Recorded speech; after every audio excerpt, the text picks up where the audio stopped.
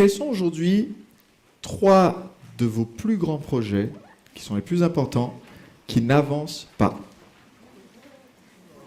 Quels sont 3 projets que vous voulez lancer, que vous êtes en train de lancer, mais qui n'avancent pas, ou pas à la vitesse à laquelle vous voudriez?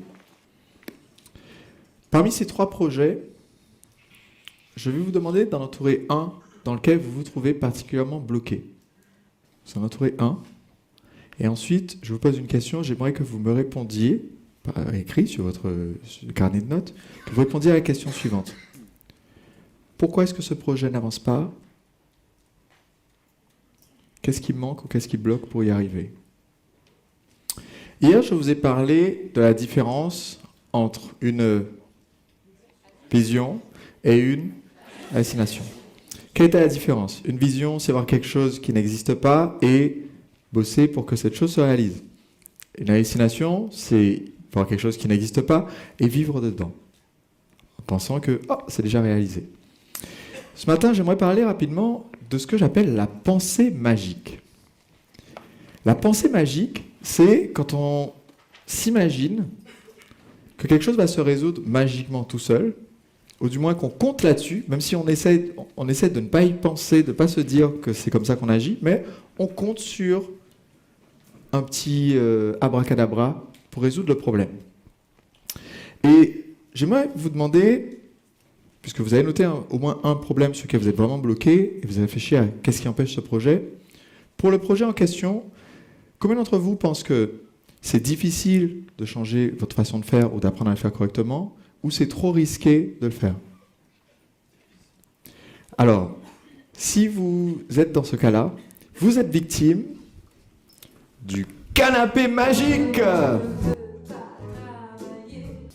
Le canapé magique, c'est une pensée magique qui consiste à penser que, vu que c'est trop difficile et trop risqué de changer ce que je fais aujourd'hui, avec un peu de chance, ça deviendra peut-être plus tard moins risqué ou moins difficile, ou alors je serai peut-être plus expérimenté à un moment donné et donc je pourrais me décider à le faire. Et le problème du canapé magique, c'est qu'il est hyper confortable. Super méga confortable. Quand j'ai démarré dans un job salarié, d'accord, j'ai eu le job que je voulais. Après avoir fini mes études, ça faisait 9 ans que je voulais travailler dans une boîte en particulier. Il y avait un type de job que je voulais bien précis, un salaire précis. J'ai eu le salaire de rêve dans la boîte de rêve, faisant le métier de rêve. Au bout de 4 semaines, j'ai senti que, en fait, non, c'était pas fait pour moi. Mais bon, voilà, fallait l'essayer. Par contre, quelque chose d'intéressant, c'est que quand j'ai dit, bon, ok, je me casse, je vais monter ma boîte, beaucoup de personnes dans mon entourage, personnel et professionnel, m'ont dit, mais écoute, attends, ce que tu devrais faire, c'est tu continues à travailler là, tu te fais un réseau, et puis au bout de 2-3 ans, quand tu as ce réseau, alors je ne sais pas quel type de réseau il voulait que je me fasse dans une boîte d'informatique, si je voulais lancer quelque chose qui n'a rien à voir, mais voilà. Une fois que tu as réseau informatique, une fois que tu as ce réseau, tu pourras te lancer. Et du coup, je me suis dit, oui, c'est peut-être pertinent, peut-être qu'effectivement, il faut que j'attende d'avoir des acquis financiers, etc., parce que c'est vrai que c'est risqué de me lancer. Et puis ensuite, le problème c'est que à ma droite et à ma gauche, quand on travaillait sur nos ordinateurs, j'avais Romain à ma droite, je me souviens plus du prénom de mon autre voisin de gauche, développeur. Et quand je discute avec eux, Romain a 29 ans, ça fait 6 mois qu'il travaille dans cette boîte-là, ça fait 6 ans qu'il fait ce métier-là, et il sait déjà qu'il veut monter son entreprise. Il le savait avant même de prendre un job, mais en fait, il attend d'avoir 2-3 ans d'expérience. Je me dis, mais ça fait 6 ans. Oui, mais 2-3 ans de plus. Le canapé magique, c'est hyper confortable. Donc on a pensé à vous en vous offrant ce petit marque-page. Si vous étiez concerné par le canapé magique, combien d'entre vous, en ce moment, lisent un livre ou ont lu au moins un livre au cours des 3 derniers mois? Combien d'entre vous comptent lire au moins un livre au cours des 3 derniers mois? Je vais faire ces petits marque-pages et je vais expliquer à quoi correspond chacun de ces marque-pages et vous inviter à les utiliser comme rappel. Parce que beaucoup d'entre vous lisent le soir avant d'aller se coucher, par exemple, ou dans les moments de détente. Et c'est un bon moment, en fait, pour avoir ce petit rappel. Maintenant, j'ai Donc je vais en reparler dans un instant. Quand on parlait de vos blocages sur votre projet, combien d'entre vous se disent « Ok, ce projet, c'est quand même quelque chose d'assez consistant, et donc je vais d'abord me libérer du temps avant de pouvoir me lancer dans ce projet. » Combien d'entre vous se disent « Bon, je vais d'abord gagner davantage, et ensuite je pourrai investir dans ce projet. » Combien d'entre vous se disent « Je dois d'abord compléter tout ce que j'ai déjà mis en route, et après je pourrai lancer ça aussi. » Et combien se disent « J'ai besoin de me préparer encore un peu avant de me lancer dans ce projet ?» Si vous avez levé la main à une de ces questions, vous êtes victime de l'horloge magique. Le problème des gens qui sont prisonniers de l'horloge magique, c'est que vous pensez qu'à l'extérieur, le temps va s'arrêter, le temps que vous puissiez vous préparer, gagner un peu plus, avoir plus de temps libre, avoir fini tous les autres projets, et qu'ensuite, tada, vous allez pouvoir vous lancer là-dedans. Un des pires syndromes qui existent quand les entrepreneurs s'apprêtent à lancer quelque chose de vraiment innovant, c'est le syndrome de « bon, je vais bosser dessus tout seul dans mon garage, j'en parle à personne, je bosse sur mon idée, et comme aujourd'hui c'est quelque chose dont les gens ont besoin, le temps que je finisse ce projet et tous mes autres trucs, quand je le mettrai sur le marché, le besoin sera encore là. » Quel est le risque si on fait ça? Premièrement, quelqu'un d'autre peut avoir eu la même idée, quelqu'un qui aura été plus rapide pour exécuter l'idée, donc qui aura été premier. Deuxièmement, le marché peut avoir changé. Troisièmement, ça peut juste être une mauvaise idée. C'est possible, hein, ça arrive. Et donc, plus on met de temps avant de la tester et d'essayer d'avoir le premier client qui va venir à l'intérieur du projet, découvrir ce qu'on propose, plus on prend le risque d'avoir investi beaucoup de temps à finir tous les autres trucs, gagner plus d'argent, se libérer du temps, se mettre sur ce projet en secret dans sa cave, et ensuite, tada, j'ai inventé les pantoufles connectées avec un iPod qui permettent donc d'écouter de la musique quand on est couché comme ça, parce que moi c'est comme ça que je dors, et je pense qu'il y a un marché. Peut-être, peut-être pas. Le seul moyen de savoir, c'est d'essayer. Donc, si vous êtes victime de l'horloge magique, la question pour vous, c'est, si ce n'est pas aujourd'hui, ça sera quand? Pour les personnes qui étaient victimes du canapé magique, la question c'était, et si je me lançais malgré la peur, malgré le risque? Maintenant, par rapport à votre blocage, combien d'entre vous pensent que, par rapport au projet que vous avez lancé, vous pouvez y arriver en le faisant un peu quand il y a le temps, à temps partiel, sans donner 100% de votre temps à ce projet. Ou que vous pouvez réussir dans ce sujet sans vraiment avoir besoin de maîtriser tous les aspects, tous les détails, maîtriser le sujet, mais juste essayer, on verra bien. Le risque là, c'est de tomber victime de ce que j'appelle le trophée magie. Et le problème, c'est que c'est assez difficile de remporter le poste de numéro 1 sans viser l'excellence, sans s'y mettre à fond. Et ça crée un conflit parce qu'il y a beaucoup de gens qui disent « Mais oui, mais j'ai un temps limité pour le faire.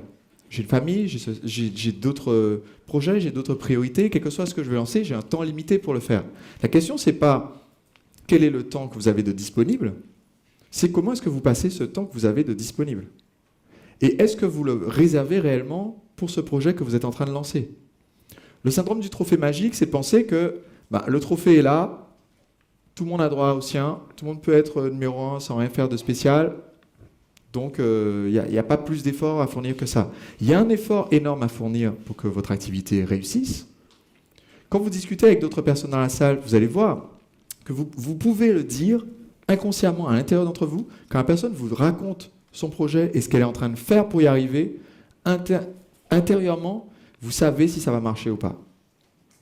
Intérieurement, quand la personne vous dit « Oui, voilà ce que je suis en train de faire », vous avez un ressenti que vous ne sauriez peut-être même pas expliquer, qui dit « Waouh, ça va cartonner », alors que ça peut être une idée complètement farfelue, ou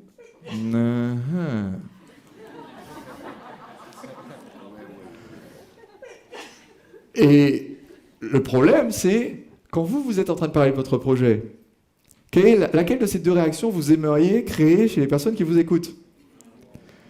Non, pas. Parce que je discute avec un client potentiel. Même si le client pense que le produit peut résoudre son problème. Si au moment où je discute avec ce client, il a justement cette impression de et qu'il pense que si ça se trouve, la boîte aura coulé quelque part entre maintenant et le lendemain, au moment où il est censé récupérer le produit, la vente, elle ne se fait pas. Je discute avec un partenaire potentiel, il a ce même sentiment de il va dire, ce que je vous propose, c'est l'année prochaine, on en reparle. Je fais ça énormément. Quand on me propose un partenariat, je dis, parce que j'enseigne aux gens les partenariats. Donc devinez qu'est-ce que je reçois tous les jours. Donc quand on me propose un partenariat, je dis simplement, écoutez, là, on a un calendrier qui est plein, ce qui est vrai, sur nos promotions pendant plusieurs mois. On prévoit toujours les choses 6 mois à 1 an à l'avance. Donc, pour ce partenariat, c'est une super bonne idée.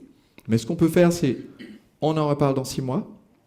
Et il faut savoir qu'après, ça nécessitera encore un petit peu de temps avant que le partenariat soit mis en place. Ça crée un filtre génial. Pourquoi ? Parce que les gens vous êtes dit, dans 6 mois, ils ont complètement changé ce qu'ils étaient en train de faire. Ils ont décidé, je vous raconterai tout à l'heure une histoire de quelqu'un comme ça, et vous allez peut-être reconnaître des gens que vous connaissez là-dedans. Mais 6 mois plus tard, ils sont sur une autre planète par rapport à ce qu'ils avaient comme truc qu'ils allaient faire toute leur vie, dont ils vous parlaient aujourd'hui. Et le problème, c'est que vous ne voulez pas donner cette impression-là. Vous ne voulez pas que ça soit vrai, déjà, mais vous ne voulez pas non plus donner cette impression-là. Donc si vous êtes victime du trophée magique, la question pour vous, c'est « Et si je montrais de quoi je suis vraiment capable ?» Et maintenant, un dernier groupe de pensée magique. Combien d'entre vous, par rapport à votre projet, pensez que, de toute façon, mon cas est différent. Donc il n'y a pas de méthode qui s'applique réellement à mon activité. Ok, ça c'est bon, on l'a réglé. Ils n'osent pas. Bon, ils ont levé intérieurement la main, mais voilà. Okay. De toute façon, là c'est pour savoir. Ah, il y en a une qui avait la main. Combien d'entre vous se disent, ok, alors j'ai vu une méthode qui marche, mais c'est pas la méthode pour moi, donc je vais chercher une autre méthode. Combien d'entre vous se disent, je peux réussir tout seul avec ce que j'ai déjà. Si vous avez une de ces croyances-là, vous êtes victime de ce que j'appelle la bulle magique. La bulle magique, c'est une pensée magique qui dit que vous pouvez être tout seul dans votre petite sphère et fonctionner de façon optimale et que les gens trouvent que ça soit génial et achètent en masse votre produit. Pour beaucoup, c'est lié à certaines limitations qui sont « Oui, mais en fait, si je décide de m'investir là-dedans, je vais devoir travailler avec des personnes supplémentaires, que ce soit des employés, des prestataires, des partenaires. Je vais devoir m'associer. Je vais devoir, pour trouver l'expertise, si je reconnais qu'il manque une expertise, je vais devoir maintenant la chercher. Et ça veut dire que je vais devoir faire appel à des ressources extérieures. Et les gens sont pas sympas. Et donc, parler à des gens, c'est pas cool. Et ce genre de réaction, pour certains, ils disent comment on peut penser que les gens ne sont pas sympas? J'ai vu des gens faire la grimace quand je dis ça. Et pour d'autres, ils ont fait. Alors ça dépend peut-être de la ville dans laquelle on vit. À la boule, les gens vous regardent, ils sourient. Si vous êtes en costume. Sinon, ils ne vous regardent pas. Mais ce syndrome de la bulle magique, c'est vivre dans son monde en isolation, ce qui est bien dans certaines parties de notre temps. Quand on discutait tout à l'heure, enfin hier, quand on discutait de la façon dont on va occuper notre temps, quand on est dans un mode de pensée stratégique, ça peut être tout aussi intéressant de faire cette pensée stratégique avec un associé ou avec des personnes à qui on peut dire nos idées et on peut récupérer des commentaires, des avis. C'est aussi important d'avoir du temps stratégique qu'on passe tout seul pour ne pas être dans la décision en comité, mais être de temps en temps, dire, OK, qu'est-ce que j'ai envie de faire de nouveau? Qu'est-ce que j'ai envie de construire? Donc, ça a son importance d'être de temps en temps dans sa bulle. Mais vivre dans une bulle, vous êtes dans un univers limité, avec une quantité d'oxygène limitée, et au bout d'un moment, ça finit toujours par poser problème.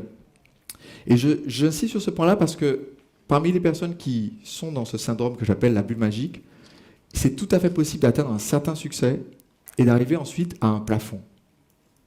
Il y a des gens, j'ai discuté avec Jeff Walker un jour, et il me dit, voilà, il y a maintenant 10 ans, donc aux alentours de l'année 2005, quand Jeff Walker a commencé à vendre Product Launch Formula avec sa méthode de lancement, il a constaté qu'il y avait des gens qui faisaient le même volume de chiffre d'affaires que lui faisait à l'époque. Et il y a eu ensuite des partenariats qui se sont créés entre beaucoup de personnes sur le marché, qui s'est développé, le marché du développement personnel, le marché de la formation en ligne, etc. Et aujourd'hui, toutes les personnes qui font des partenariats, qui sont actives là-dedans, ont un volume d'activité qui est 10 fois plus grand. Passer en moyenne de 200, 300 000 par an à 2 millions à 3 millions. Et les personnes qui sont les plus actives dans cette idée de partenariat en permanence, les plus créatives pour acquérir des nouvelles ressources, sont à des niveaux de 8 millions, 10 millions par an. Et il me dit, sur ce marché, les personnes qui étaient à 200 000 au départ et qui vivent dans leur bulle, c'est-à-dire ils ont leur propre petit univers, ils communiquent jamais au sujet d'autres personnes, ils ne créent jamais de partenariat au sujet des produits, des bonus, de quoi que ce soit, ces personnes-là sont encore là, donc la bulle est toujours là, mais ils sont toujours à 200 000, 300 000. Et pour eux, c'est un gigantesque succès. Est-ce que vous me suivez jusque-là? C'est possible, tant que vous n'avez pas atteint les limites de la bulle dans votre croissance, c'est possible de se dire, en fait, ça marche très bien en étant absolument tout seul. Le problème, c'est qu'une fois que vous atteignez la limite de la bulle et que vous touchez la paroi, qu'est-ce qui se passe quand on touche la paroi de la bulle? Elle éclate. Et donc, pour éviter ça, la question pour vous, c'est, si je sortais de ma bulle, qui pourrait m'inspirer pour trouver des nouvelles ressources, pour trouver des nouvelles connexions qui peuvent vous aider à passer au niveau supérieur. Maintenant, pourquoi est-ce que je tiens à insister sur ces 4 points de pensée magiques? Parce que nous sommes tous victimes, à un moment donné, d'un de ces 4 syndromes. Canapé magique, trophée magique, bulle magique ou horloge magique. Il y a un moment donné où on a des pensées qui rentrent dans une de ces cases-là. Mais qui d'autre est victime de ça quand vous proposez vos produits et vos services? Les clients. Lesquels? Les vôtres. Vous allez parler à votre client et il va vous dire, au début de la phrase, vous savez déjà comment ça va finir, il va dire « Ah oui, mais en ce moment, je n'ai pas le temps. En fait, j'ai déjà lancé tellement de projets que du coup, je suis trop occupé. » Ou alors, c'est une super idée, mais le problème, c'est que c'est un petit peu cher et en ce moment, je n'ai pas l'argent. Il va vous dire, oui, c'est génial, il faudrait que j'y réfléchisse encore un peu. Alors, qu'est-ce qui se passe quand quelqu'un vous dit, je vais encore y réfléchir un peu? Est-ce qu'il réfléchit un peu et ensuite il vous rappelle et il dit, c'est bon, j'achète? Non. Est-ce qu'il dit, bon, j'ai besoin de réfléchir un peu et ensuite il rappelle et dit, voilà, j'ai pesé le pour et le contre, j'ai encore à nouveau des questions et je voudrais en discuter. Est-ce que ça arrive? Non. Donc, vos clients sont aussi victimes de cette même pensée magique. Qu'est-ce qu'on a envie de dire à un client qui est en mode canapé magique? On a envie de le secouer un peu. Qu'est-ce qu'on a envie de dire à un client qui dit, voilà, j'ai tout mon temps? On a envie de lui faire prendre sa décision quand? Maintenant. Donc, ce soir, on a une session, à nouveau ce soir, cette fois-ci, au lieu de jouer du djembé, c'est une session d'enseignement et de partage. Et ce soir, on va parler des objections de vos clients.